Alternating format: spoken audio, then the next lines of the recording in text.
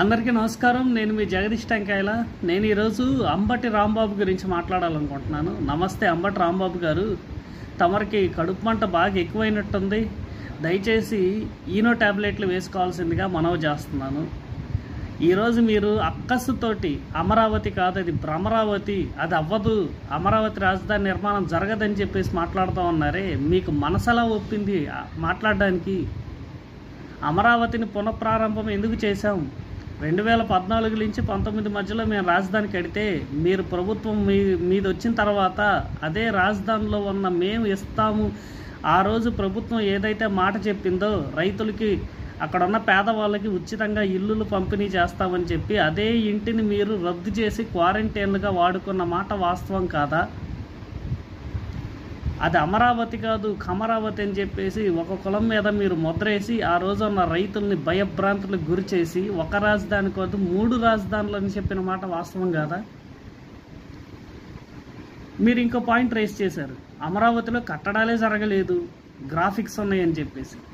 2014లో మొదట అసెంబ్లీ సమావేశాలు జరిగినప్పుడు మీ నాయకుడు జగన్మోహన్ రెడ్డి గారు, గౌరవనీయులు ప్రతిపక్షంలో ఉన్న జగన్మోహన్ రెడ్డి గారు, ఆ రోజు అమరావతి రాజధానిని అసెంబ్లీలో పెట్టినప్పుడు ఆ తీర్మానానికి ఒప్పుకొని మద్దతు తెలియజేసింది ఎక్కడండి? అమరావతిలో ఉన్న అసెంబ్లీలో కాదా, హైదరాబాద్లో ఉన్న అసెంబ్లీలో చేశారా? కేంద్ర ప్రభుత్వం రాష్ట్రాన్ని విడదీసినప్పుడు 10 సంవత్సరాలు మనకి హైదరాబాద్ని రాజధానిగా వాడుకోమని చెప్పేసి మనకి వెసులుబాటు కల్పించింది. అయినా కూడా మనకి అసెంబ్లీ నిర్మాణం మన అమరావతిలో ఉండాలని చెప్పేసి అక్కడ నిర్మాణం చేసుకొని అక్కడే అసెంబ్లీ సమావేశాలు మరియు సెక్రటేరియట్ పెట్టి పరిపాలన మొదలు పెట్టడం జరిగింది.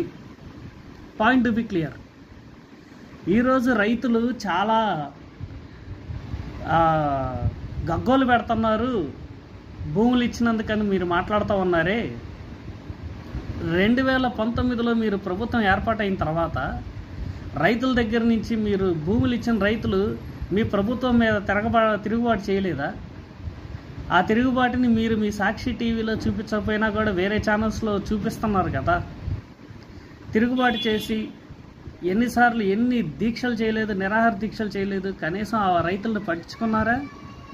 పట్టించుకోకపోగా వాళ్ళ మీద లాఠీ ఛార్జీలు చేయించి అక్కడున్న ఎంతోమంది మహిళలకి లకారం భాషలు, దుర్భాషలు మాట్లాడి మహిళా కానిస్టేబుల్స్తో వాళ్ళని ఏడ్చుకెళ్ళి వాళ్ళని పెయిడ్ ఆర్టిస్టులు అని చెప్పేసి ముద్రలేసి మీరు నానా రచ్చ చేశారు కదా. మీకు రాష్ట్రం మీద ప్రేమ ఉందా అని నేను అడుగుతా ఉన్నా.